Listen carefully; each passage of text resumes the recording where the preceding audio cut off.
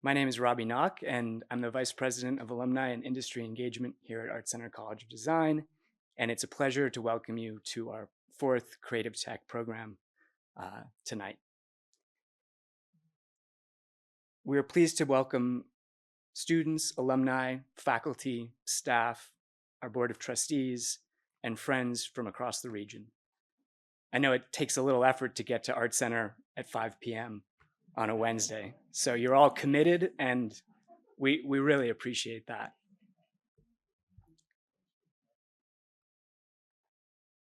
I also would like to send a special welcome to anybody who's attending as part of Innovate Pasadena's Connect Week.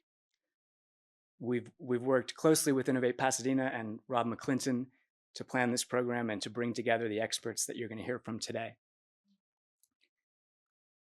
So just a couple of notes of overview and really the rationale behind creative tech at ArtCenter, and at least this is my perspective. The programs that we have offered over the last 3 years and now in its fourth year really highlight the evolving role of artists and designers who are inventing and adapting technology. It is about the process of combining multiple domains, creative and otherwise, to build new tools, processes, and experiences to solve problems and identify new ways of thinking and being in the world. ArtCenter has a long history in creative technology, and this foundation and vision is part of what makes our college so unique. This year, we felt it was important to expand our view a little bit, to look both upstream and downstream of creative tech in the studio, in practice, and to begin to consider questions around policy and regulation and how those may be impacting the future of creative technology practices, and then also to look at impact and outcomes and what happens after an invention or a creation of a new technology. Where does that live in the world? How does that affect the environment, human outcomes, energy? There's a huge amount of impact and influence that the work that we do in creative tech has on the world. And I think our students and our faculty are so committed to that, to understanding and thinking through the challenges, the shifting landscape, and really some of the changes in what it means to be an artist and designer. ArtCenter is here for that. We want to be a place of dialogue, of discussion, of understanding. We don't want to take a stance, but we really want our community to lead us to the future. So this program, and it runs over the course of this week and next, is a huge collaborative effort across the college. It brings in all of our departments, all of our administrative resources, and I'd like to thank everybody that's been a part of it. I'm going to call everybody out because it really is the whole college. So firstly, the creative tech planning team, who's been committed to this since it started during the pandemic, when we really hadn't figured out online or Zoom or any of those things fully yet. I'd like to thank the AV team, who's been a great partner working with us and building out the kind of production that you see today. To the Haven Studio, who's documenting this program and who's a great supporter of the work that we're doing. To our marketing communications team, who have been helping us craft and design and produce the visual identity and the assets that you see online and everything that supports the program and communications of that. To our advancement team, who have really helped bring in audiences outside of the typical ArtCenter group. And to our events team and volunteer staff. We have students who are supporting, we have people from across departments helping us to pull this off. I'd also like to thank Max Hillary, my trusted partner and co-producer of the program. Max is really an incredible asset for the college. And then, and so with that, I'm going to introduce Maggie Hendrie. It will be a short introduction. Her work and her influence at ArtCenter extend beyond the words that I'll share. But I think the important thing is to know that I've worked with Maggie for over 10 years, and I've seen how her approach and influence in starting interaction design at the college has flourished into the role that she has as the Dean of Media and Technology. Maggie really understands the power that our students have to shape the world. And that power is something that the students don't often realize they have. So Maggie has been, and I've seen this countless times, elevated and enabling that impact. So it is my pleasure to welcome Maggie, and thank you all for being here. Welcome to Creative Tech.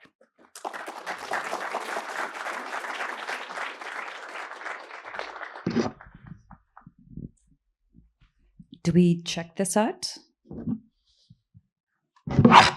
Thank you, Robbie. That was a really kind introduction. And I too want to say thank you to everyone in the room and everyone who made this possible. It is no small feat. I'd like to introduce our guests. In fact, I'd like you to introduce yourselves, and we'll maybe start with Sanford and move along the line.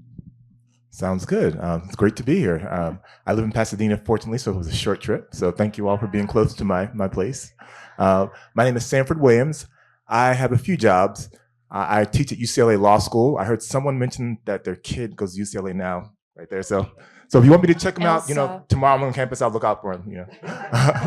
Not in a creepy kind of way though, but just I teach at UCLA Law School, which I love. This is my 4th year doing it. I teach 1 class a semester. And my full-time job is I work at the FCC, Federal Communications Commission in Washington, D.C., which, as you know, is not in Pasadena. During the pandemic, I was allowed to move out here because everyone was working at home. And fortunately, the chairwoman who I work with allowed me to stay there. I'm the deputy chief of staff. So someone asked me what I work on everything. Could be a call from the White House, could be a tweet from Elon Musk, could be all kind of stuff. And that really does happen. I love my job. I love the fact that we are on the cusp of working on communications issues that touch everything. And as we'll talk later on AI, we'll get into how we affect AI and how we perceive it. But I'm just so glad to be here, and thank you for having me. Great. And then Bill is going to introduce himself, and I think you have some slides you'd like us to look at. Yeah, I'll do it with that too. I'm Bill Gross. I live in Pasadena as well. I've lived here since 1976 when I moved here for college. And I'm passionate about ArtCenter. I'm passionate about entrepreneurship. And I'd love to give back anything I can from the good fortune I've had of how much Pasadena has given to me, how much Caltech has given to me, how much ArtCenter has given to me. I'm looking forward to sharing a few thoughts with you that will also summarize some of the things that I'm thinking about and also about my career.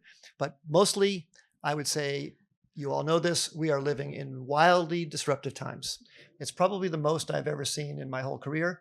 If I look back across my career, I think this is bigger than anything else we've seen. If I look back at the other times in my life when I looked at something and said the world will never be the same, the first one of those was when the IBM PC came out when I graduated.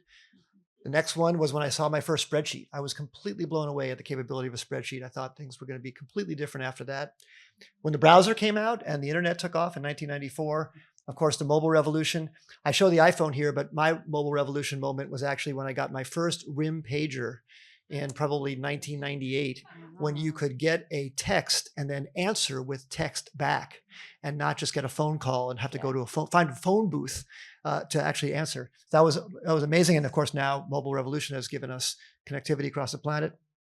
In 2018, solar energy became cheaper than fossil fuels, and that's a turning point that's going to have a huge impact on climate over the coming decades. But then finally, ChatGPT, sort of what we're talking about here today. It came out in November of 2022. I remember on holiday break in 2022, I was on vacation, and I finally got a chance to play with it, and my mind was blown. I just thought, this really, really is going to be a game changer for so many things, more than people think. There's a lot of hype about it right now. I actually think it might even be underhyped with how much potential there is, but navigating it to make it successful for all of us is an important thing. I'll talk about that. So here's why I think it's so disruptive. A hugely disruptive change occurs whenever the cost of something approaches zero. So with the internet, the cost of distribution approached zero. With the cloud, the cost of storage approached zero. And with generative AI, the cost of knowledge creation or creativity is approaching zero. How do we properly take advantage of that? But that's why there's going to be so much change, because when things change in price that much, big disruptions happen. I think that AI is going to be like water or electricity in that it will be ubiquitous. There won't be something like an AI company, just like you don't think of any company as an internet company. Every company is an internet company. Every company just uses the internet. You can't do business without that. You won't be able to do business without AI in some fashion. So finding sustainable differentiation, if it's going to be in everything, is challenging. And I use that to try and break down the different kinds of AI applications there could be into 3 categories, even though almost any application might use more than one of these. But the first one, is looms, something that automates a person's work. A mechanical loom took over what a person did by hand. It actually grew the amount of that business, but it did replace a lot of people. The next one is a slide rule. That takes what a person does and makes them better. So the person is still required, but it gives them more power, do more computations per time. And the third is cranes, extending what a person can do altogether. So think about a crane as being able to lift something that no human could ever do before. And now you can build buildings and structures that you couldn't have made possible before. So with this going on, how do we as creators survive and thrive in this disruptive world? And I definitely think that there's a lot of shoplifting going on right now. It's one of my beliefs that the companies are stealing data from people. And some of them are even saying it out loud. And I can't even believe they say it out loud. Like Microsoft's Mustafa said, everything on the internet that is available can be used for free for training, which is just garbage. Like, I just think that's completely garbage, but they actually say that out loud. And OpenAI says, we sort of need copyrighted works for free to be able to train our AI. And again, crazy that they're saying this, but it's the stance they're taking. And I really would like us to overcome that somehow. It's going to take laws change, but it's also going to take movements to make that change. But after this last comment by Sam Altman, someone made a funny post on Twitter, which was, I have been told to stop stealing muffins from the bakery. Unfortunately, it's the only way to keep my lucrative muffin stand in business. Everyone is fine with this. And then she talks about how, if I have to pay for the muffins, how can I possibly make my business work? And it's just incredible that they're making a parody of that, but it's not really funny. Like, it's definitely unbelievable that some of these companies are going around saying that. And I would like to try and make a stop to it, but I know that it's going to take a lot of effort to make a stop. So my own personal effort to make a stop to that is this company I started called ProRata.ai. What I'm trying to do is get AI companies to share revenue. I want them to pay 50% of their revenues to creators, just like they do at Spotify, just like happens at YouTube, just like that happens at Apple News.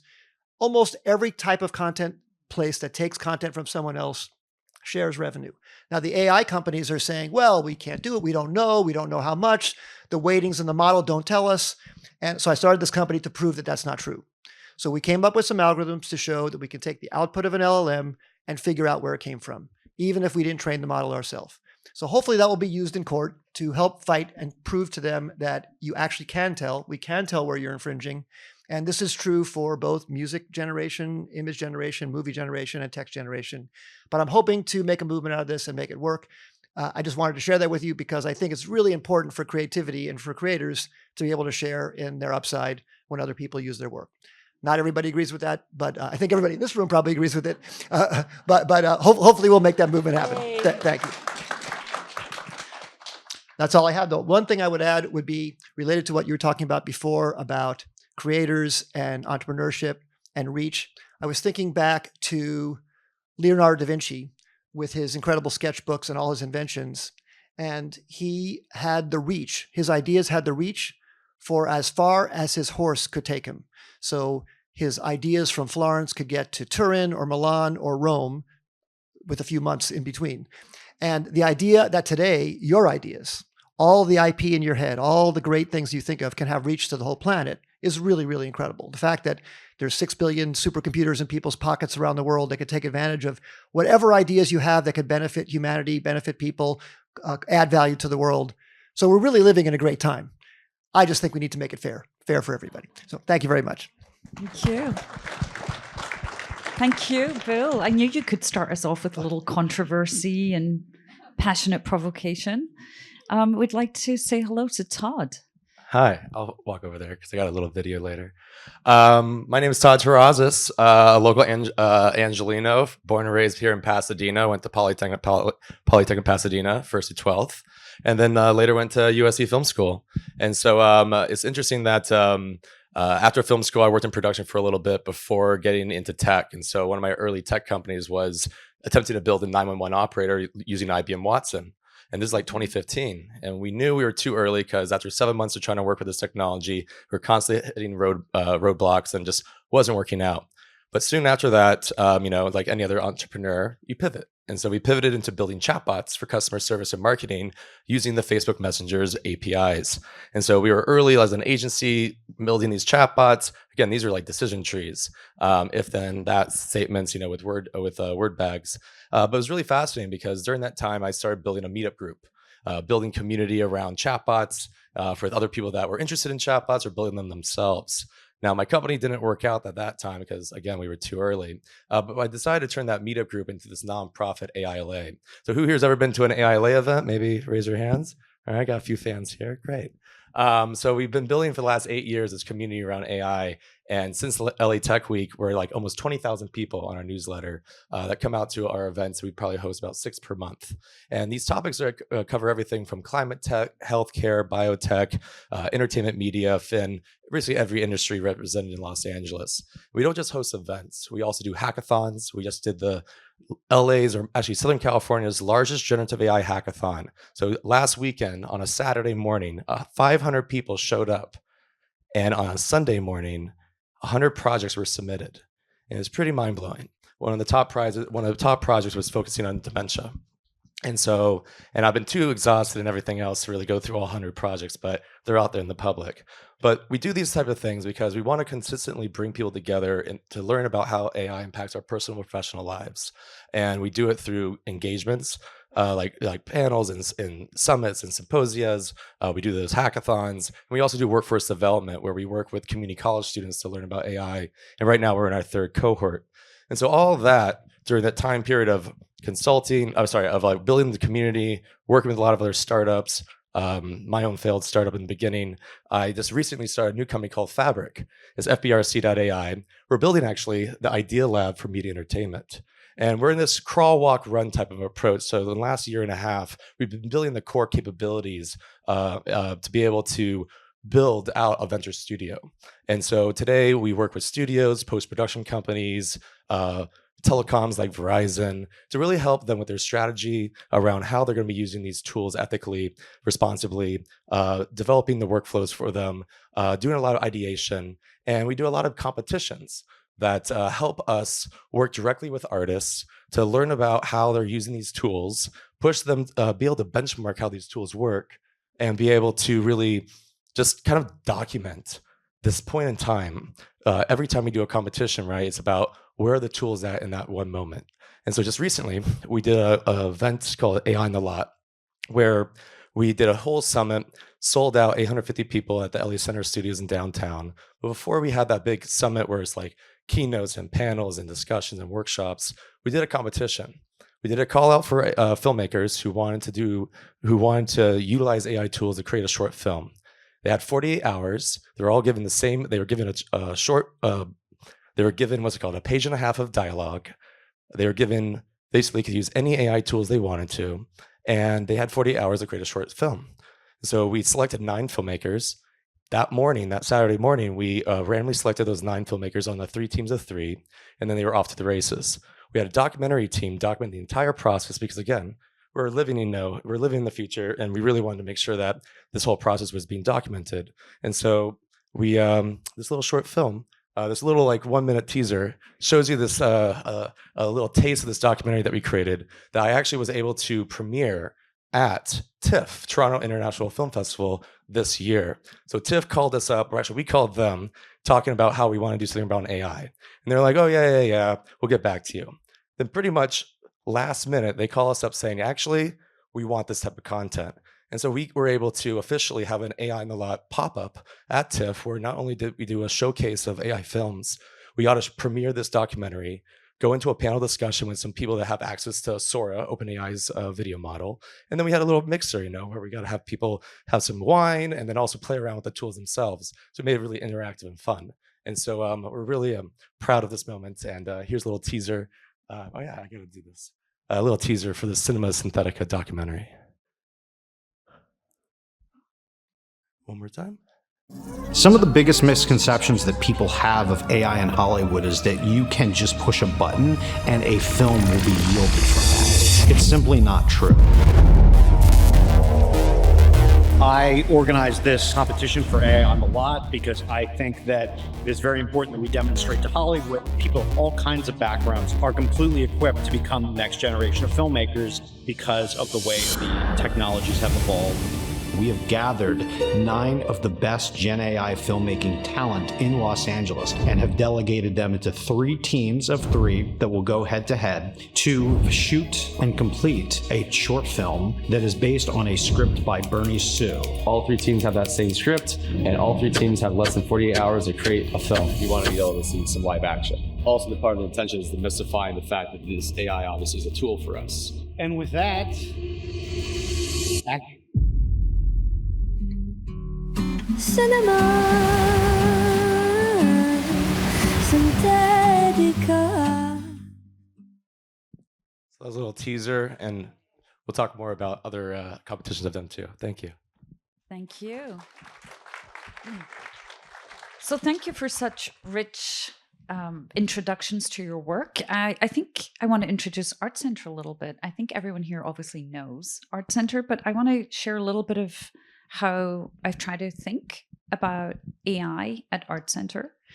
And that is, first of all, understanding the differences between narrow and broad AI, that the hype, the excitement of broad AI can often obscure the fact that we live in a world of narrow AI and we've lived in a world of algorithms for a very long time.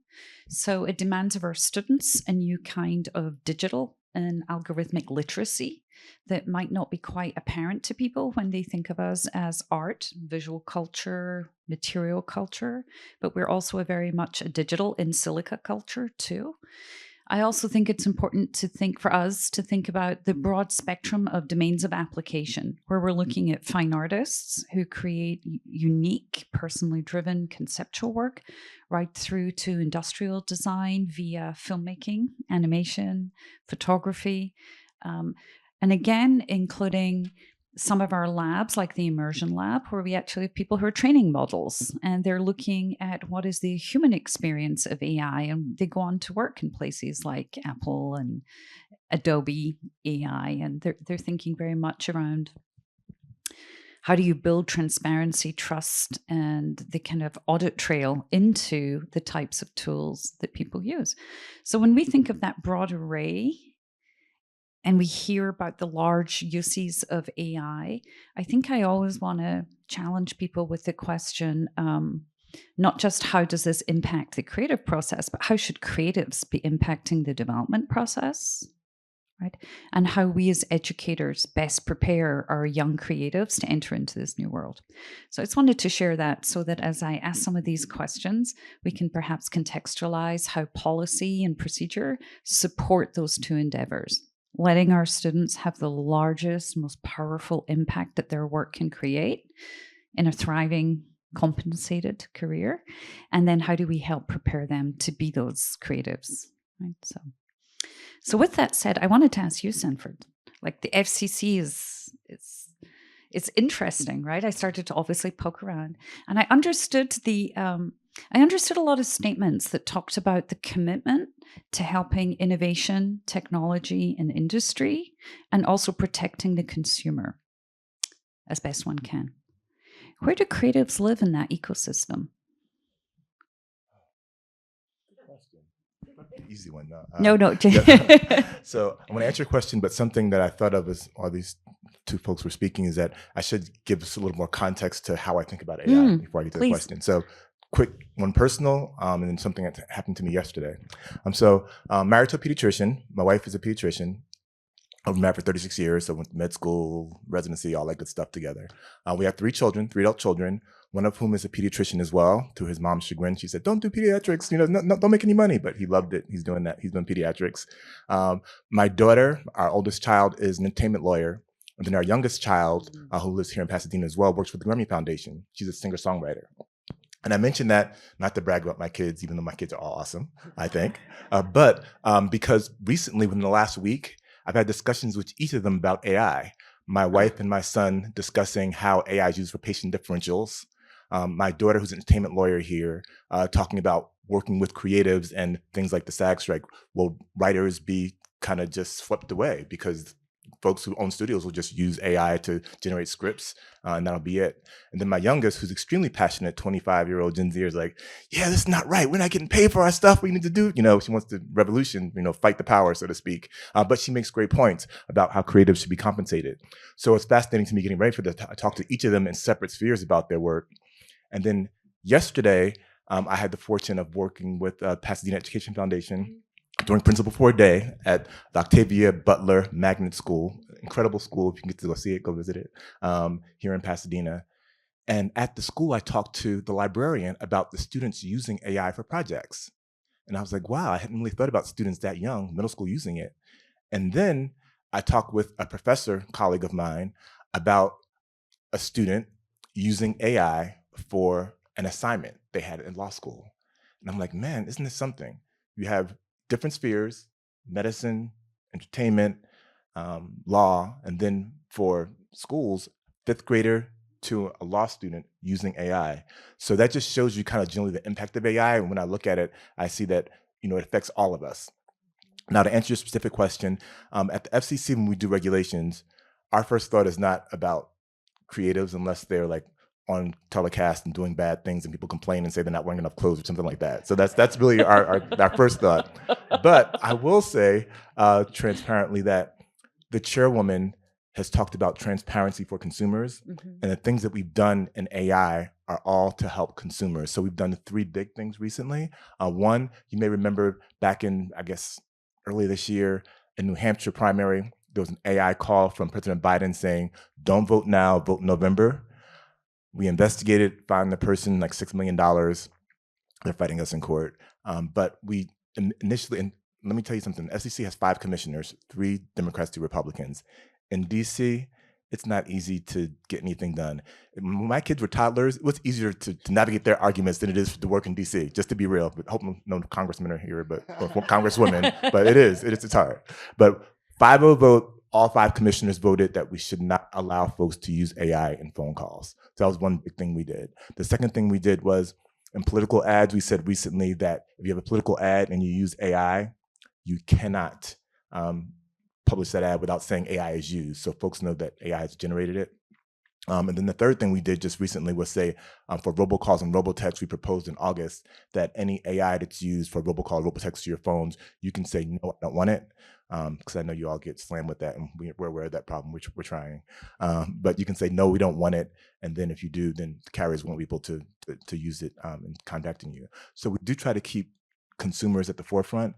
And in terms of creatives, again, it's not something that comes to mind specifically, but we hope that the things that we do, whether it's working with satellite companies or Verizon, other telecom companies, that we allow creatives to do what they do, and that the things we put on folks, our regulations don't hamper creatives. So creatives aren't always top of mind, but we do try to do things to help consumers and be transparent, and hopefully that helps creatives as well. So it's kind of a long-winded answer, but hopefully that answered your question. No, that's great. I was going to ask the same question of Bill. Both, you're thinking about creatives in terms of being the people who use your platform, but are they also included in designing your platform? Yes. Well, on the creative side, there's 2 aspects. There's using the tools to enhance your creativity as a power tool, as if you were a woodworker and now you get a table saw. Now you can do more things.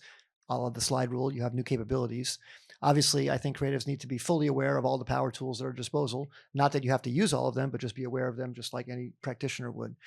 On the compensation side, I think that artists and creatives need to build a brand around their creativity so that their name and their brand is asked for when things are generated, so they can get compensated for it. So for example, imagine that there is a new version of DALL-E in the future, or a new version of Midjourney, where you can ask something designed in the style, not of Van Gogh, but in the style of you, and your work is used, and you are compensated when your work is used. And I just think that that's a way that you can have scale and reach with your creativity and take advantage of these tools. Think about search. You were talking about people. Search is the most incredible invention, that you have the world's, when Google took off 20 years ago, you could have the world's knowledge at your fingertips. Well, AI is even an explosion on top of that, where you can have all the books and all the content available to you at any second, all the images generated by any person that you like. So I think that this is going to empower people to discover more things. And I think creatives need to be involved in that. So I'm doing my own effort to try and cut creatives in on that. But I think that creatives need an organizational effort to stand up for them, like the big trillion-dollar companies have lobbyists in DC too. The creatives don't together form something as big as Google, but independently they don't have an organization. They don't have the lobbyists that Google does. So I'm trying to find ways to make a movement happen where creatives have power when these laws are set, and mainly because, as you were talking, the copyright law was intended, copyright and trademark law, patent law, was intended to encourage innovation. It was intended to give people some protection over their ideas for some limited period, and that way society would most benefit. But those laws were written a couple hundred years ago, not with the full anticipation of these technologies, and I really feel they need to be updated. Todd, I'd ask you a similar question, but I'm also noticing something interesting in the video you showed, which is people who have an interest as filmmakers in receiving compensation, digital rights management, copyright for the work they make using Gen AI tools. So I'm curious, how do you work with creatives? I work so day in, day out, I'm on the front lines working with these creatives. We have a collective. We do all these different competitions where we do call outs. I think I'm tracking right now in our database about 4,000 artists that are leveraging these tools in some meaningful way. And it's really interesting because they all, there's definitely a part in the sea, right? Like there's definitely a ton of artists out there saying, right, this is the biggest heist in our generation, and like they're stealing, and I won't watch that crap, whatever, excuse my language. And you can see this all in the tweet and in the comment section on Instagram or tweet or X or any of these types of social platforms where these artists are showcasing their work. And so actually there's even sometimes like it goes as far as like really dangerous, like hate, right? Of people just saying like this is just not real art. And so I'm in an interesting world because I mostly am, and I know this, that I'm in this crazy little like 1%er but bubble, where I'm with a lot of yes people, a lot of people that are just super supportive of these technologies because they see that now, like in Hollywood, right, you usually have to ask permission in order to make a film. And now you don't have to ask permission. There's this democratization. And now everyone has access. Some kid out in the Midwest can have the same tools as a Spielberg and be able to could be the next Spielberg, but without these type of tools, they never would have the opportunity because of, usually it's very expensive, right, to make motion pictures. And that's part of the problem. And so it's interesting, like the filmmakers I work with, the graphics artists I work with, the 3D artists, all these different types of artists with their own different types of that went to art school or didn't. Some of them actually I know a few that are like they were baristas, and now they're like learning these tools because they have these crazy cool ideas in their head, and now they can actually get it out on the screen and actually show people how talented they really are. And so I'm kind of like, it's interesting because as a person that went to film school that always wanted to be a director, and I have a lot of stories that I want to tell someday, it's weird to think that the future might just be filled with just lots of derivative work. And so if you think about like in the to push a little bit on what Bill said about like, well, someday you'll be able to say in the style of, and it'll be Joe Smith, down the street, or it could be a bigger artist. It's kind of it's interesting because of course if they are getting compensated or if they're dead, right, their families are getting compensated. That's kind of cool. But then it's like the rest of the world, we're constantly just going to be having this derivative work where there's not going to be anything really that original. And to go back onto the idea of like the slide or the crane, I right now I feel a lot of artists I work with love the idea of the crane, where these tools are allowing them to do things that they otherwise would never be able to do. It's not copying an existing workflow from the past and making it cheaper and more affordable in order to create that piece of art, but it's about what could they not have done before without this tool. So there's this great artist, Paul Trillo, who has early access to Sora, and he talks about how using these AI tools is about failing faster, but then also getting weirder faster, right? Where it's like those camera angles, or like there's certain films that he's done where it's like there's no way in heck he would have been able to have created that shot with actually using a traditional crane with a camera on the end, right? Like, but in the 3D environment, utilizing that Sora model, he was able to do something pretty magical. And so, long-winded way of saying that there's obviously a ton of different people that are very against it and very for it. And I love hanging out with the artists that think about not how is this replacing an existing person on their team, but how is this allowing them to do something that otherwise would be impossible. Can I add up to that? I thought of two things. One, you made an excellent point, Bill, about the copyright laws and our laws not being up to snuff, so to speak, kind of being outdated. The last Telecom Act was 1996, and that was like, what, 28 years ago? It's crazy. So we definitely need laws. And kind of with my professor hat on, one discussion I had with my class last semester with my younger daughter who writes songs. I was like, okay, Nia, let's say you write a song and you just got the song, everything's perfect, you got the hook, but you can't get that one last word. So you go into ChatGPT and you put in the line and you get that last word and you get from ChatGPT, you write the song. Who should be compensated? She said, of course, me.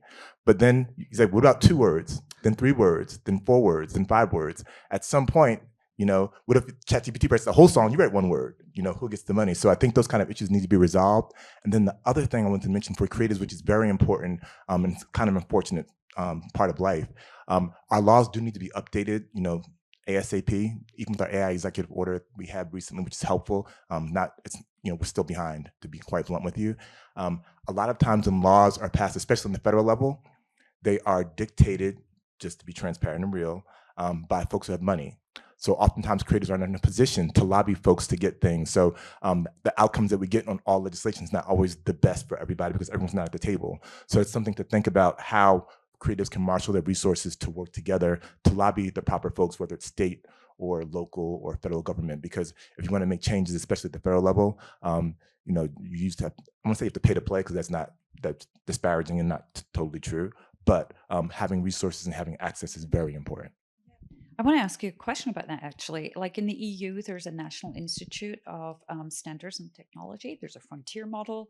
And they have an act that is really all around risk mitigation, mostly, right? And about transparency, data protection, all those things. It doesn't yet include creatives and content makers, but those directives have had an impact on how AI models are designed. They address the model as its source.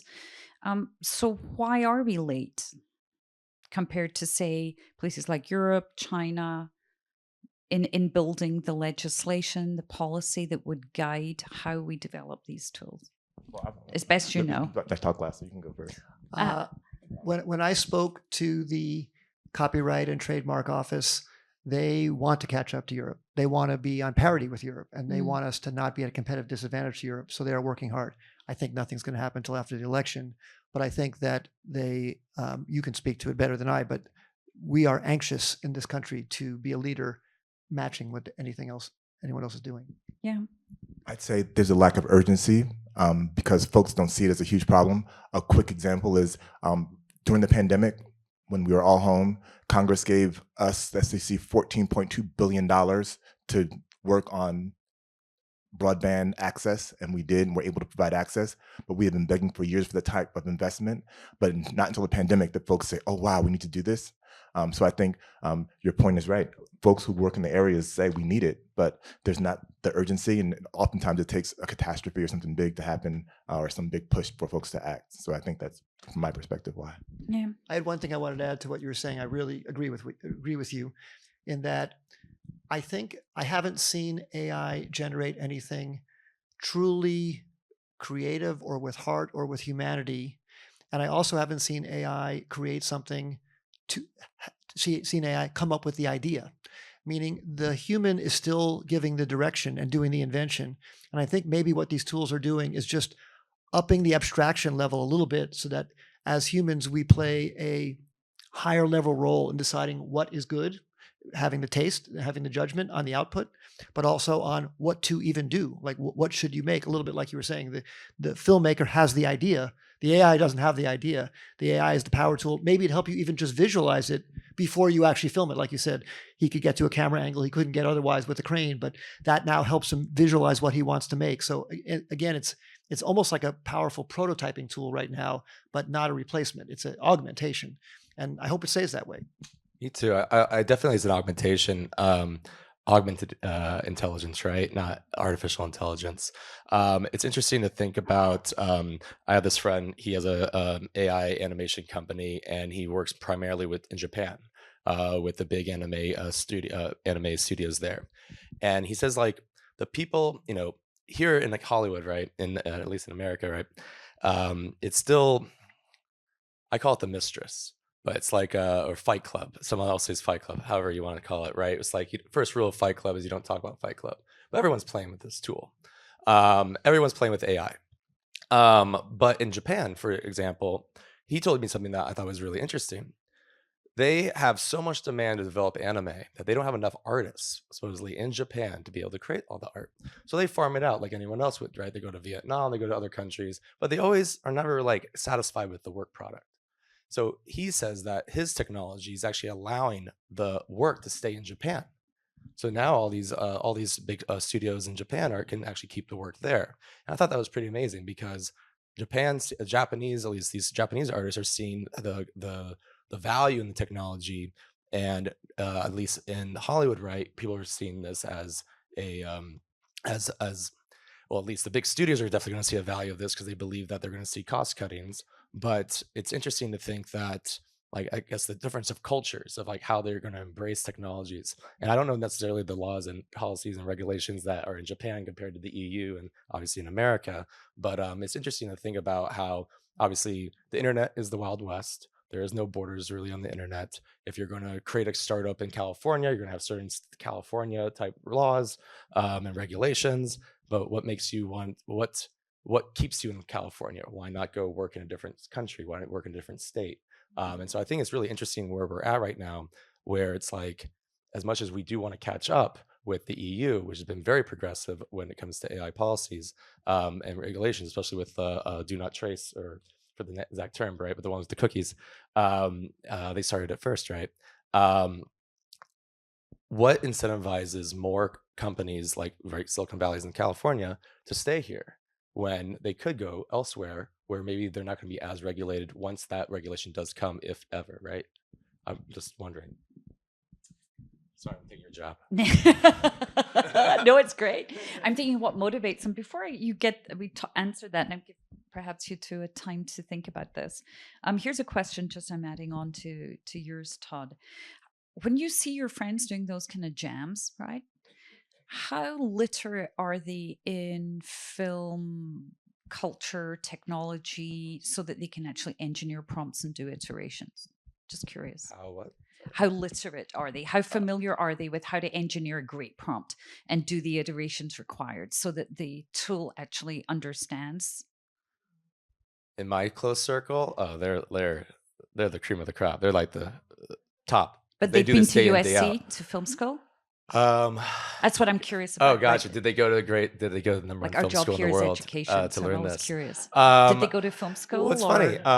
Some of them went to film school for sure, and some of them just started working in the industry early at a young age, right? And it's interesting because a lot of people like production assistants, all these little grunt jobs. You always imagine that someday, right, you'll be able to make enough money and move up the ladder so that then one day your story is being told and you're in the director's seat and everything. And it's interesting that and especially in the industry that we're in right now, or like where we are right now within production, is that most people never get that opportunity. So how I even think about it is that now those people that always went into the industry because they had their own stories to tell, but then were always helping other people tell their stories instead of their own, now have the opportunity to tell those stories because they can on their free days play around with these tools and be able to constantly take more bites at the apple of honing in on their skills, learning these prompts, learning how these tools, and everything's growing so quickly. I mean, like everything from I'll name drop different companies, but like Pika to Runway to if you look at, and these are American companies, right? Yeah, American companies. Look at there's a company called Kling, and there's another company that's Chinese, and then there's another company called it's called Minimax is the product, but I forget the name of the company. Either way, Minimax. And these things are actually blowing these American companies out of the water when it comes to their video models. And I can only imagine why, because they're not in America and they're training on God knows what data, which goes to why there needs to be some type of, policing of this. But yeah, a lot of this, go back to your real question. The people that I hang out with the most are like so good at what they do because they just put in the reps, like anything, right? They put those 10,000 hours in and they become that expert. And the ones that started using these tools early, that's why it's like the whole thing about like, don't you should start using these tools no matter what, like right now. Even if you're against it and you think it's like copyright infringement, all the things, you should still be experimenting because no matter what, we'll figure out the copyright, right? We're gonna figure this out. We're gonna figure out the efficacy of using these tools. But those that actually are the first movers are going to get those bigger paying jobs and actually be able to do the bigger work, while everyone else is like learning, took their time, right? And took their time to learn it. So I say, like, no matter what, start learning these tools because those people I know now are getting like jobs at Universal Studios, right? Maddie, she just won. I don't know if I can say this out loud. Yeah, she just won one of our Culver Cup. We did this big competition with AWS startups. We designed this first of its kind competition where the filmmakers, we did a call out. We narrowed it down to 50 artists. They're all given the same ingredients. This time, we worked with David Slade, who did Bandersnatch. He wrote a creative treatment, the meat and potatoes. That was the direction. We gave them a set, which was a 3D model of a liminal space, which was an American diner. They got access to Luma AI, Playbook 3D, which is one of our companies, and 11 Labs. And anyways, they were able to give 3 weeks to create a short film. So it had a beginning, middle, and end.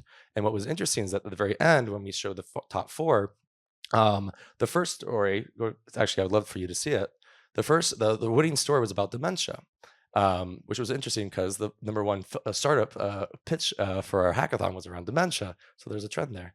But the short story was about dementia and it made people cry in the audience. It actually provoked emotions, and it really, they're trying to get some press around it because it's like a lot of people believe that these expressions using generative AI have no soul, and trust me, there's a lot out there that doesn't. Right? There's a lot of synthetic media out there that is just pure brain rot.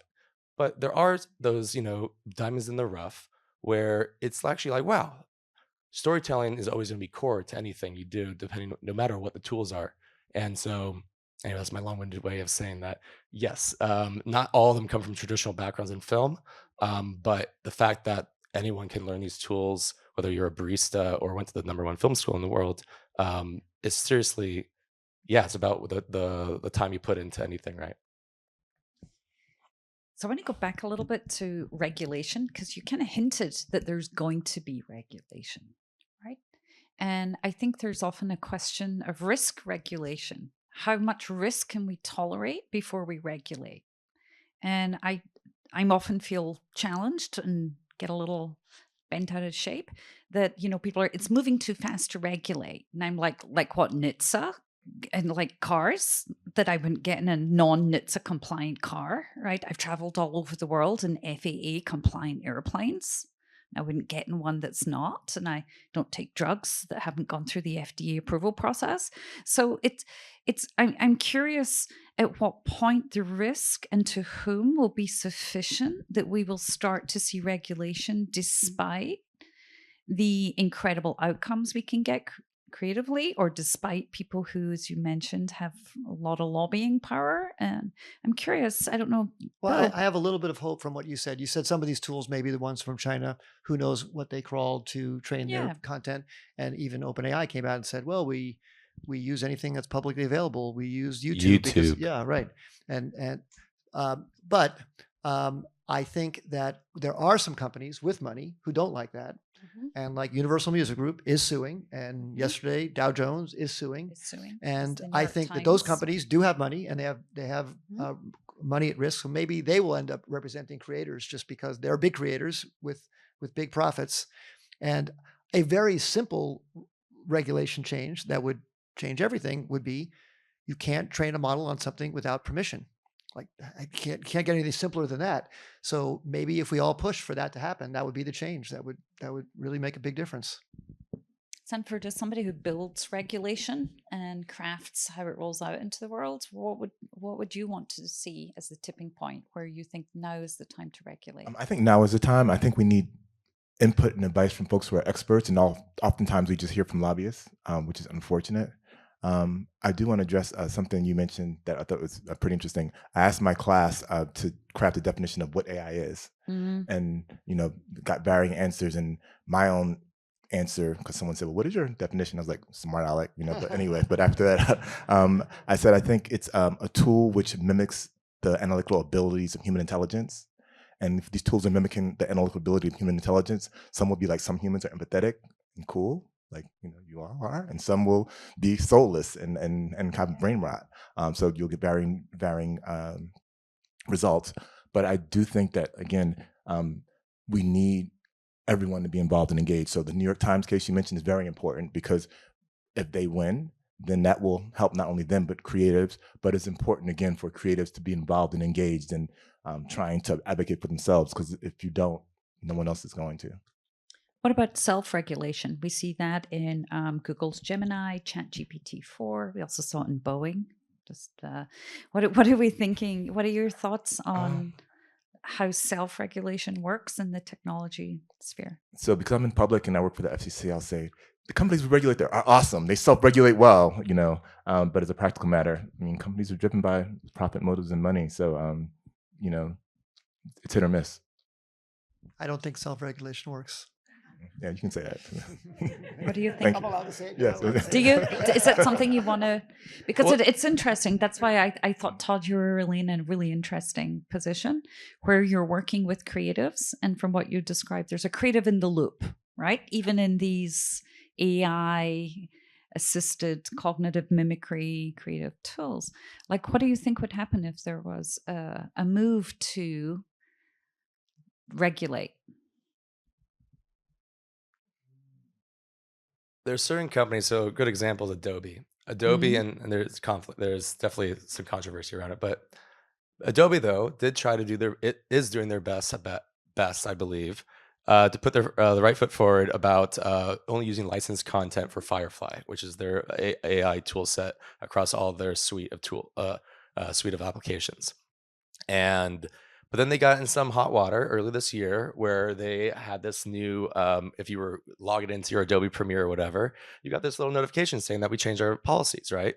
And people that read it were like furious. They're like, holy crap. You're telling me this whole time you've been training on Creative Cloud? That's my IP. I'm working on that Coca-Cola commercial, and that means that you've been training on that or whatever, right? And people got really, really mad. But then, of course, they had to do damage control, and they said, "Oh no, like trust us, we've never been training on this." And I still don't know if if it's true or false, but maybe you'll find out later, right?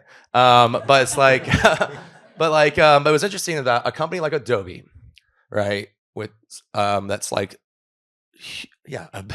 multi-billion-dollar company, has the trust of the industry to use their products, had to do that crazy damage control because people were really fearful. Like, well, what do you mean? Like, you've been you license a lot of content from their for the platform's called, but anyways, they licensed all this content. They hired all these artists, but then later also there was analysis of all the content that they were using in their library. They saw there's a lot of synthetic content. So there were artists that they paid that actually were using AI and then submitting it into the repository.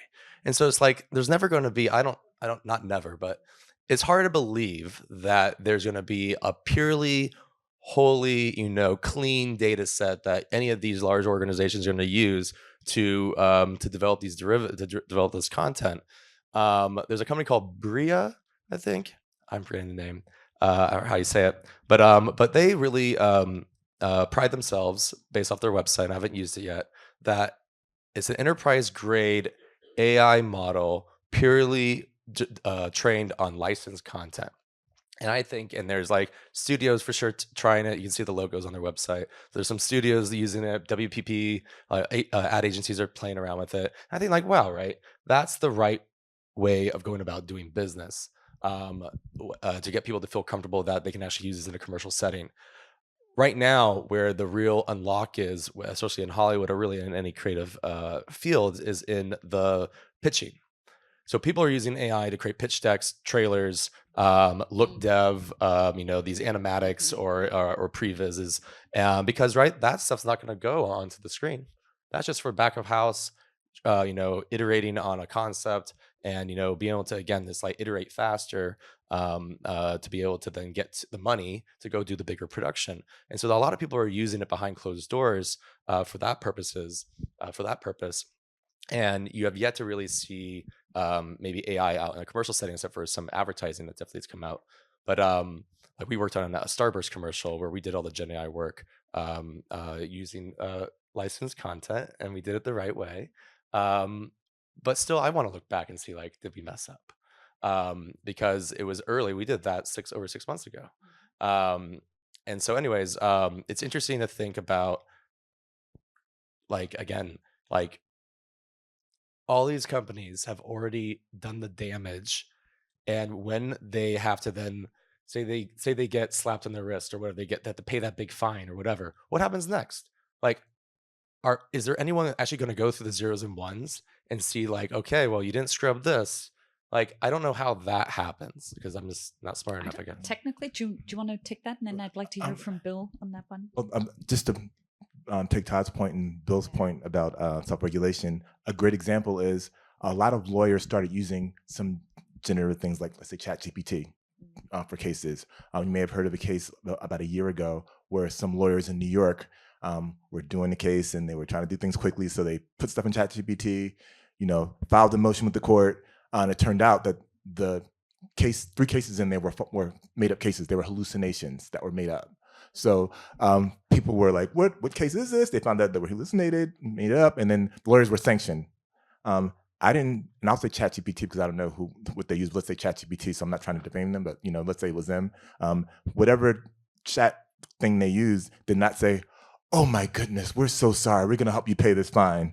It's like, you're on your own. So I think with self-regulation, like you both kind of alluded to, it's hard to let companies aren't gonna voluntarily, come in. And since that happened, a lot of other companies have been fine. I mean, a lot of the lawyers have been fine with the same type of things that happened, and no one's said, we're gonna. I think Adobe has defamation clauses, so saying, like, if you are to get sued, we will get your back. And so I know Adobe has that.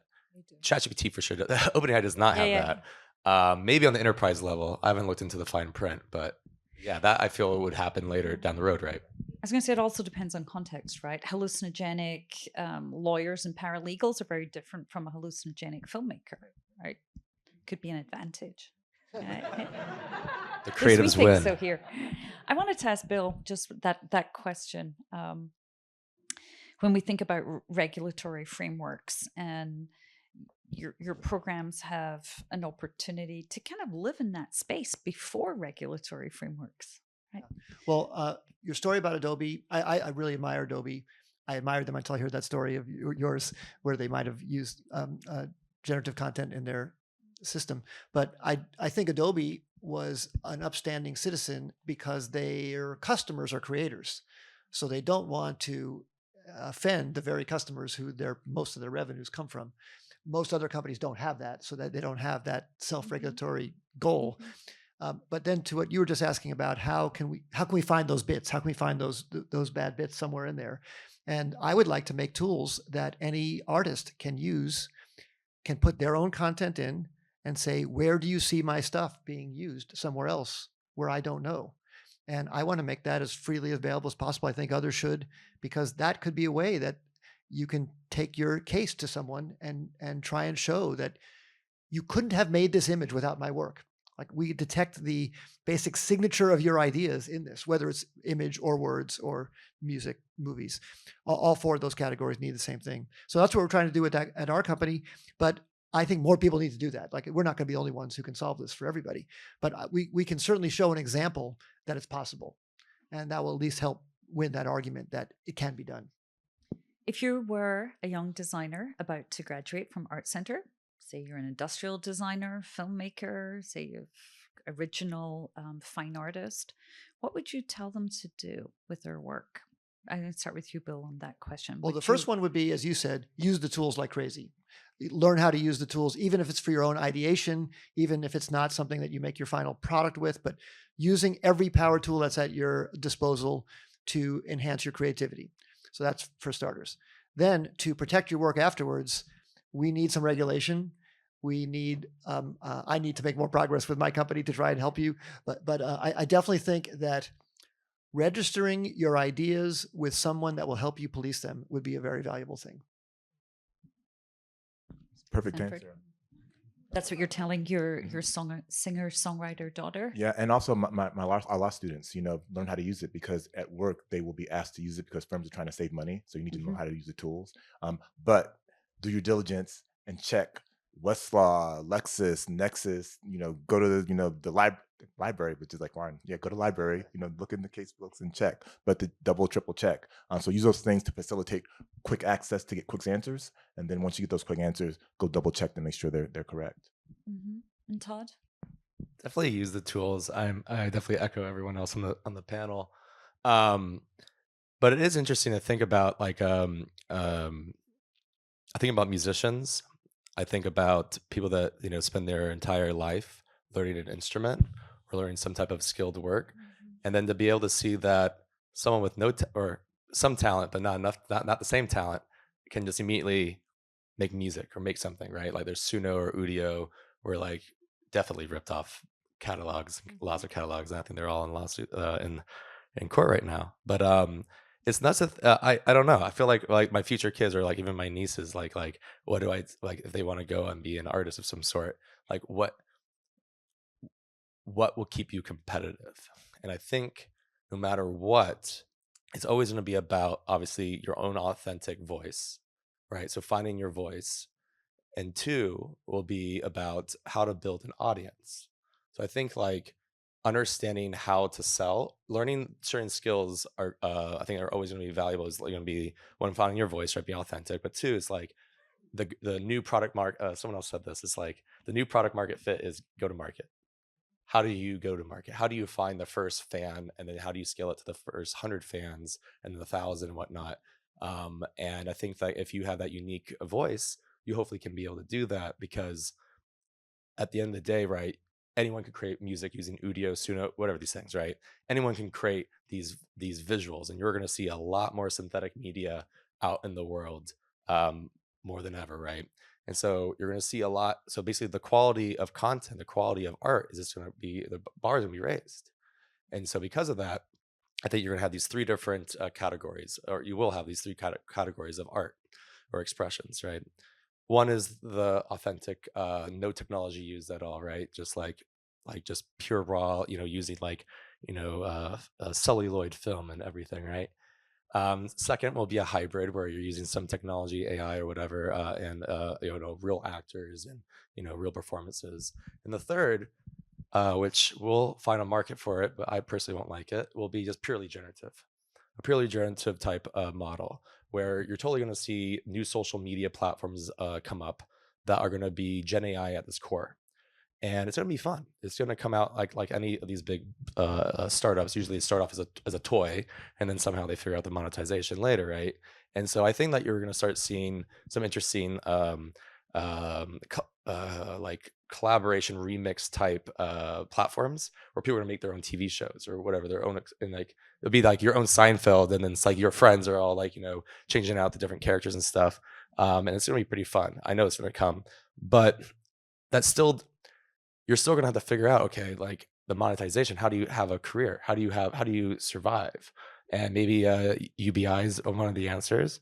But like I said this on a panel last week, and it was like a mic drop thing, I think, for some of them. And because I just really because I was a little PO'd, I was had to drive all the way downtown from West Side, and so I just want to speak my mind, and so I'll speak a little here, and it's family friendly. If anyone's ever seen WALL-E or the movie Idiocracy, I always think about that dystopian world and how did they get there? Is it through just mundane derivative Gen AI artwork just everywhere, where no one has an original idea anymore? And if it is that case, then how do we prevent that? And how do we allow people to not have their life's work stolen? And how do we allow the new creators to have an opportunity to have a platform? Because if you're going to have a marketplace, and I'll stop talking in a second, but like say, for example, if you're a voice actor And it's like you're coming up and you want to be a voice actor and all the things, but there's this marketplace and there's tried and true voices that I know will fit this certain audience, this certain type of mood, all the things, right? It's fully rated, vetted, it's just 99 cents, whatever. Why would I utilize the up and coming, the rising star when I already have this marketplace filled with people that are tried and true examples? And those are things I'm thinking about. It's just like how like the apprenticeship is going to change across all industries. As a lawyer, how does apprenticeship work, right? If like you're not spending your weekends and night going through case law and just trying to find the smoking gun or whatever, right? It's just like same with like an artist, like, you know, or anything else. It's like the apprenticeship was part of the whole, in the hazing or whatever, the apprenticeship piece was always part of the learning. And if you're going to use AI that kind of like level sets everything from day one, I don't know how, like, what does apprenticeship look like in the future? So anyways. And one quick point to amplify something you said. First, don't drop these mics because it's a great point because they're expensive, and I know we don't want to offend anybody here. But the point I was going to make about amplifying what creatives do is that my youngest daughter, my oldest daughter, we all live in Pasadena, and I were talking recently about how my eldest daughter, when she worked at CAA, how they got artists. And I was like, yeah, you like somebody sees you singing, you know, at the Pasadena Playhouse or whatever, and you know, you get hired. She said, no, they had to have a social media, you know, presence, and it has to be, you know, a certain number. If they didn't have that number, then they wouldn't see them. I said, what if it was like a great singer like your sister? She says, nope, they don't do that. So it's important for all creatives to know what are the parameters in that industry, and AI is one of them. And I think you are on point exactly, and you make a great point also. You need to know how to use those tools to go forward and be successful. I have one thought related to both of that. I think you said it earlier when you're talking about the video that made someone cry. And I think that comes from storytelling. And then you said also that you need to get your story out there. It's not just the idea you have, but you have to find a way to communicate it and win over someone's hearts and minds, whether you do it with social media or whether you do it with telling your own story. I think that being able to communicate your differentiation, being able to communicate why you matter, and telling even your life story as to why this would be meaningful to someone to want your art or want your creativity is going to be your differentiation. Because as you said, the bar gets raised with everybody having the same tools. So you need to step it up to a level above that. And I think that is still going to be your humanity. And that's a great individual skill that everybody can hone that is not going to go away. I think that's still going to matter. Thank you. I'm going to take a moment here and look around. I've got loads more questions, but I'd like to open it up for some Q&A because I know we have a lot of creatives, practitioners, maybe some IP lawyers in the room. So we have 2 microphones, or just one actually, over here. It's Megan with the microphone. Testing.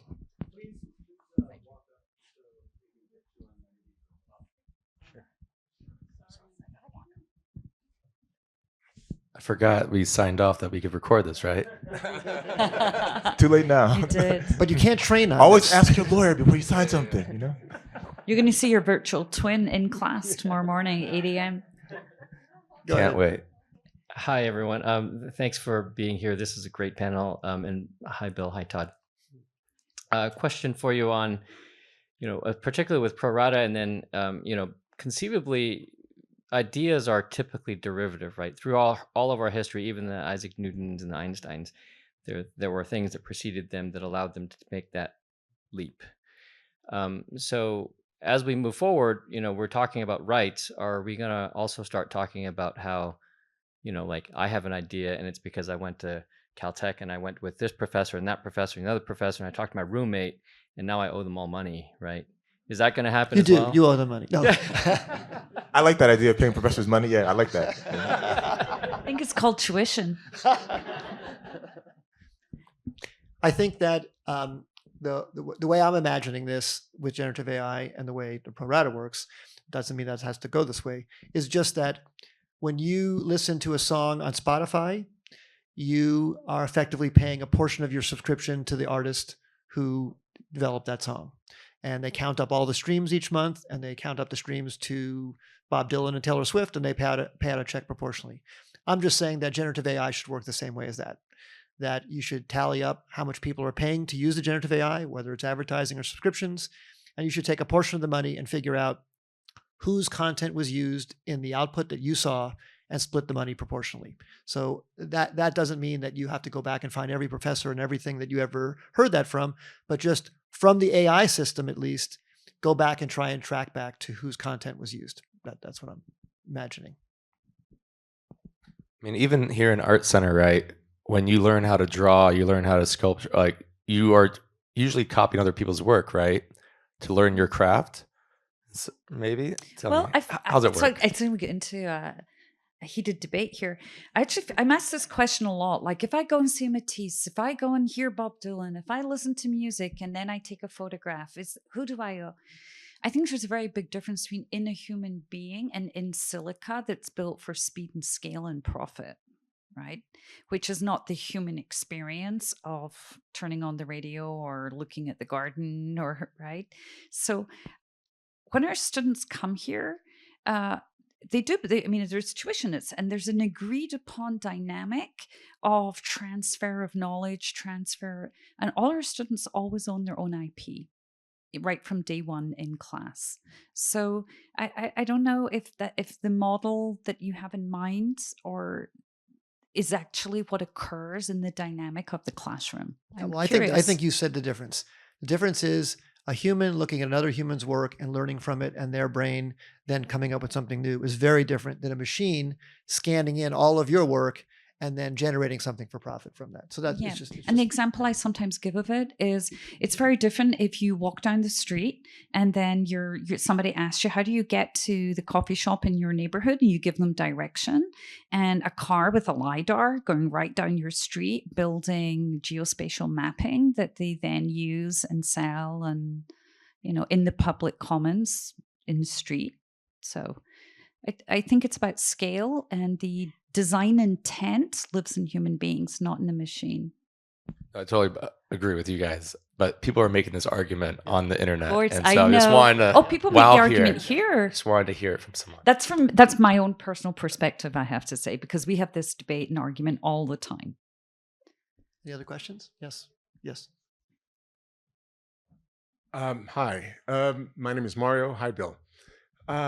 I come from the music business, and I probably spent 4,000 hours in a recording studio with singers and guitar players and keyboard players, and every single one of them have imitated and stolen from all of the others. But when they perform for you, it is absolutely unique.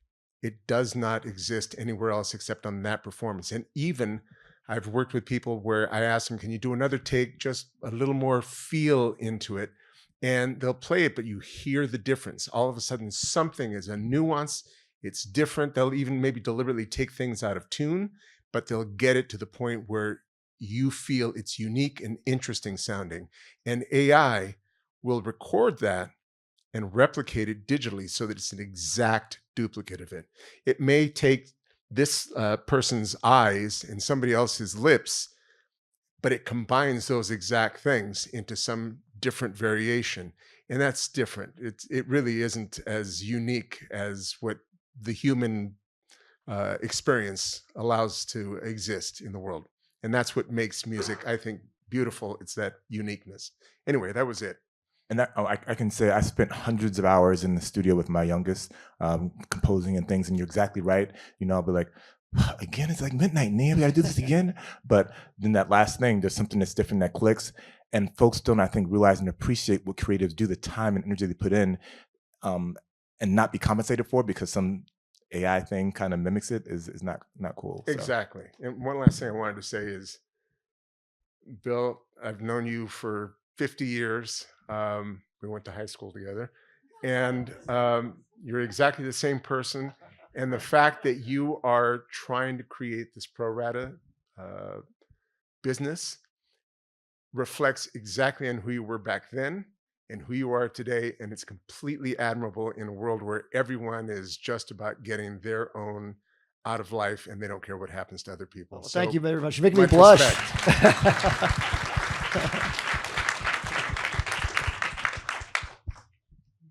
What do I say? We have another question.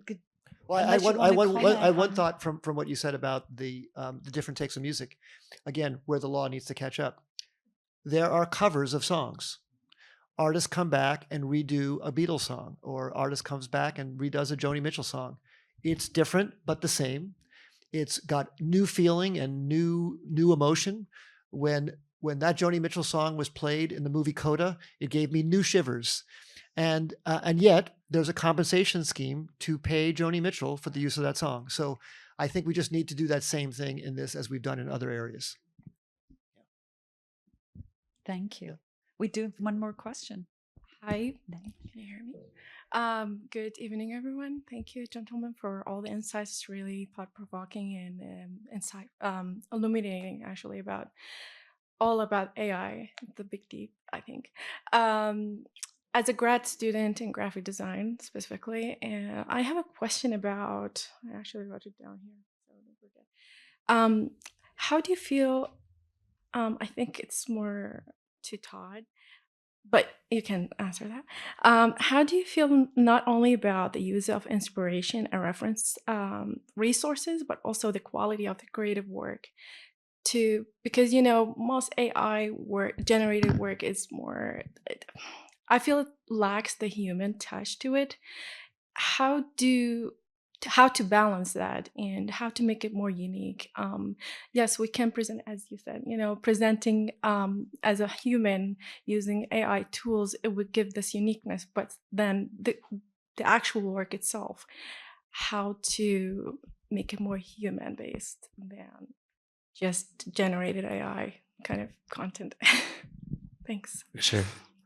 The best expressions of Gen AI I've ever seen were from doing style transferring through motion capture. So that means, right, taking a camera, recording a human performance, whether that was just the voice or the movement, and then utilizing different visual effects, CGI techniques, and some AI to transform that into a so it could be surrealistic type, dreamy type of scene, or whatever. And so I've really enjoyed seeing more of like the mixture between the human and the machine, and not these just purely like whatever, say Midjourney or whatever, these text to image prompts that then are animated. Those usually, in my opinion, lack soul. And you can really tell that was a generative AI derivative. But when you see certain types of, usually in the animation world, performances that were all rigged by a real human performer, that's usually where I'm seeing that. And so at least that's my take, is like, yeah, human plus machine in that creative expression. Because you can have what's really fun is like, so I don't know if the ArtCenter has this, but there's volumetric stages, right? These huge LED walls are very expensive, and they usually use them for scenes with cars, because they get the great reflections, and there's a lot of really interesting use cases for those LED walls. But the technology through AI and through new cameras and through just a lot of really cool new technology is allowing you to do rotoscoping and style transfer, and even like auto lighting through the camera or through applications. And so I believe that you're going to start seeing more people be able to use just green screens in their apartment, in their small apartment or their garage or whatever, and be able to immediately transform your apartment or your backyard or whatever into a magical world. So you can go to, India or, Japan or wherever, because you were able to, through the use of technology, capture that performance, throw it into like Unreal, into a 3D environment, or Playbook 3D, to pitch my own company, and be able to then, set up virtual cameras and be able to have all these different real human performances that were all taken in your kitchen, maybe. But then when you see the final product, you're like, holy moly, right? This was like in a diner, or this was, looks like this was out in the Sahara or wherever, where the fact that this was actually just in your kitchen. And so I think there's really interesting, you're going to start seeing really interesting films come out where it really was on a shoestring budget, but you believe they went on location somewhere. I'm actually going to pass the mic over to Anne, who has a question. Thank you. So I'm really interested in this question of authorship. I mean, we're talking a lot about creative production, but the other side of authorship has to do with speech. Like, so creative acts or creation that is seen as speech acts, and that have a legal dimension to them because individual people are responsible for their words, and we can be held accountable by the law when the stories or words that we put out are damaging in some capacity, right?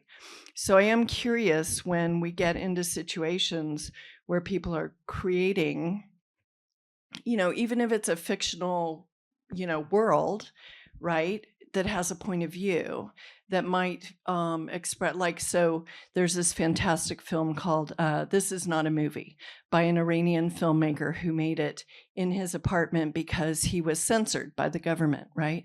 So clearly his intention of making that film was to defy this house arrest that he was under. So clearly creative acts are it's not just about evidence and facts and truth. It's also about point of view and what's allowable to be said and not said, right? So when people are creating stories or statements, assertions that they're putting into the world that they create with an AI tool, who is responsible and accountable for that? I guess that goes back to your earlier example with the hallucinatory legal documents. Yeah. So I'm curious about that, like accountability by the law for AI generated. Well, I can quickly say, so at the FCC, we oversee networks and folks get confused. So if you're watching CNN and hear someone curse or say expletives, we can't do anything about it per se, but if you're on ABC 7 and you say the same thing, then we can fine you. So I think for us, it just depends on the medium. But if something happened, let's say on ABC, which we thought, should be fined, they couldn't say, oh, it was AI, sorry, buddy. They still will get fined. So I think that your point that you're getting to is a good one. Even if AI was used in the production of that, statement that got them fined, they still would get fined. Right, exactly. So they're responsible for it because they put it on ABC. The AI tool didn't put itself on ABC News. I don't want to pick on ABC because one of my friends worked there. But anyway, it's been an easy example. So, any other comments? I'm curious on authorship and what it means to use some of these tools. Who ultimately holds the space for whose voice it is, whose point of view it is? Well, I think there's companies like 11 Labs and all these different voice synthetic platforms. Actually, going back to when the robocall was happening, right, with Biden, it was I think for the company that you're right. I think I know the company name, but we will protect them in some way. Anyways, there's a company called Resemble AI, and Resemble AI is now developing technologies to be able to help track likeness of famous people, whoever's in their database, to make sure that those type of things don't happen again. Even though their day job, their main product actually was developing synthetic voice for like Andy Warhol. They did the Andy Warhol documentary where they were able to develop a clone of his voice and they used it within the documentary.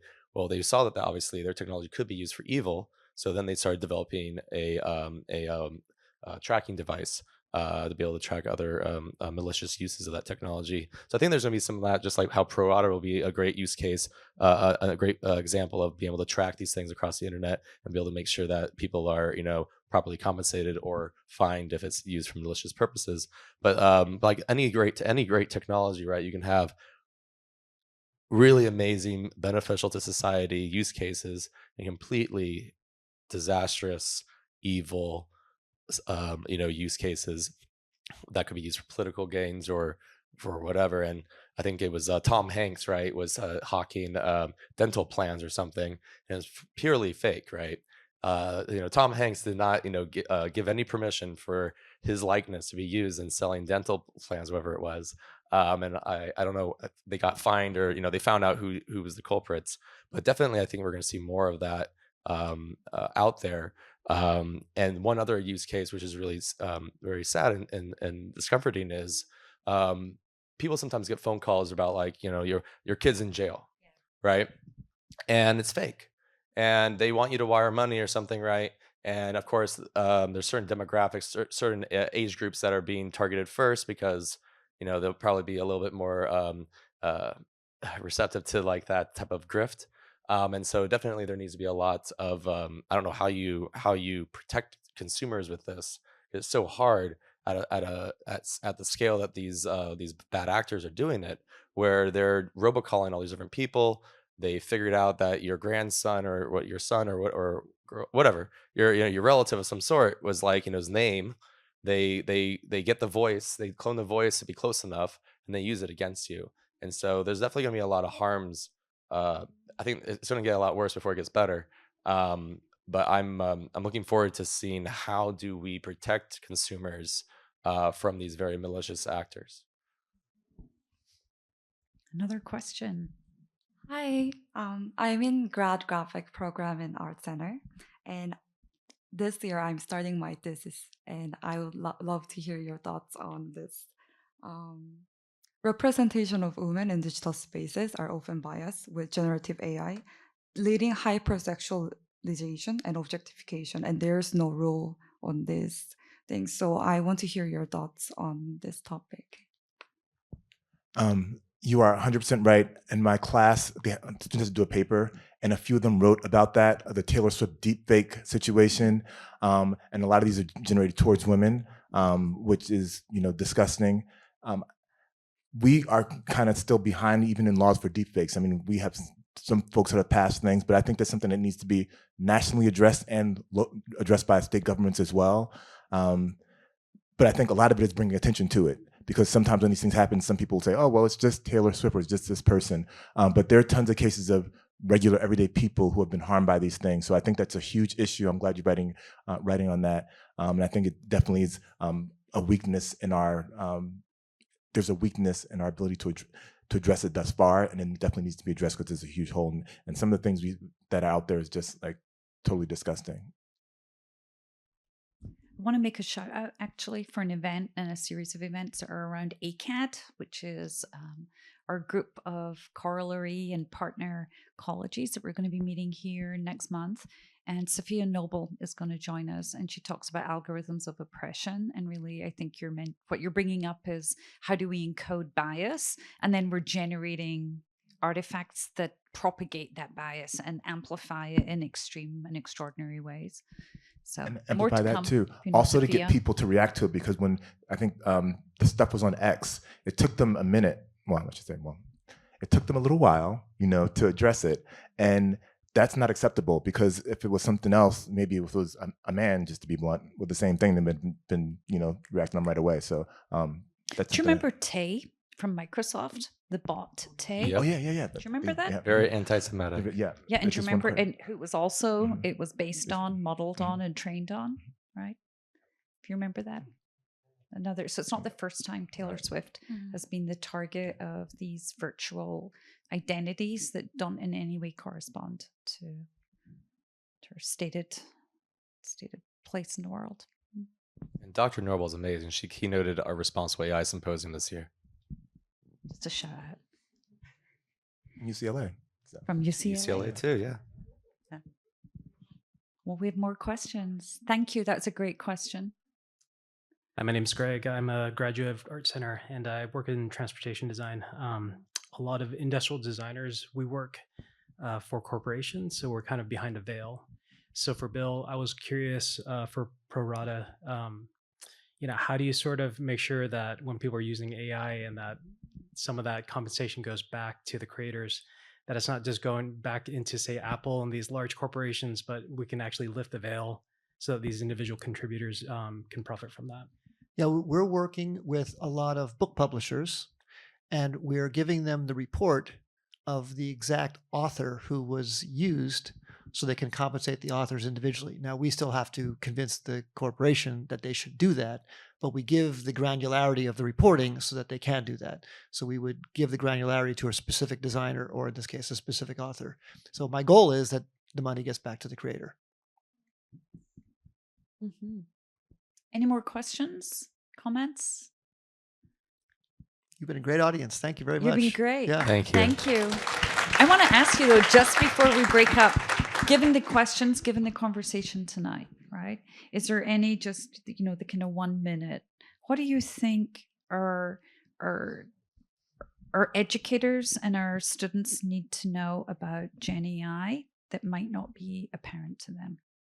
I'll try to say first, encourage students to use them, be intentional about using them, be wise about using it. But like I talked to my boss, the chairwoman at UCLA Law School last week. We did a fireside chat, and I asked her how she felt about AI. I said, I'm optimistic, and so am I. There are good uses. I showed my class an instance of synthetic voice. I said, we talked about some of the bad things. I said, yeah, we shouldn't do this. We shouldn't do this. But then I showed them a clip, and I think it was made in England. I have to find it. I have it in my computer back home. But anyway, a clip of someone who's dying of breast cancer, and they had small children, and wanted their children to be able to hear their voice and see their likeness when the children graduated from high school and then when they were married. So they played a clip of that, and it was like tear-jerking to seeing this person, looking a certain way, but recording this message for the future. But to that child, 10, 15 years from now, that's going to touch their heart and be incredible. I mean, you can't, how can you match that? I mean, my mom has passed. I wish that my grandkids could hear her voice. So there are great uses of it. Keep in mind there are great uses of it as you're teaching your students. There are good things about it, and be optimistic about it, but also be careful and be intentional. And y'all been an awesome audience, so thank you. I could talk all night, and so thanks. Bill. My message would be, whenever there's a big disruption like that meteor strike that I showed in the first slide, there's a lot of challenge, but a lot of opportunity. There's a Cambrian explosion that happened after the meteor struck Earth that led to us. And I think there's a Cambrian explosion of opportunity right now. And it's not apparent where it is, but if you look carefully and stay creative and tell your story, you'll find it. Last words from Todd. How do I follow that? I know. Don't drop the mic. Don't drop the mic. Well, first, quick on that about the good use of voice. So 11 Labs and Lenovo and this other, I forgot the foundation name, just came together to do something to help you with ALS. And so it was about cloning voices before they lose their voice through the destructive disease of ALS. And so again, there's a lot of great use cases that are very moving around how these technologies can benefit society and not just be for entertainment or for fraud and all the other bad things. So then my last take is definitely use the technology, basically echoing everything that these two gentlemen just said. I think just using it really is that's maybe the final point. Really, is just go out, use it. A lot of them are free; they have at least free versions. Play around with them. Play across all different modalities. So from the text-based, your classic ChatGPT, right? Go play with the 401. Go out and play with some voice models. Go play with the videos. And I give you a homework assignment. Go out and try to create a short film. Go think about that wacky idea that you've always had in your head, that old child story that you've never told, or you wish you could have told more to a bigger audience. But go out and just make something. And when you do, share it with us. Perfect. Thank you, everybody. You have been a great audience. You're really good.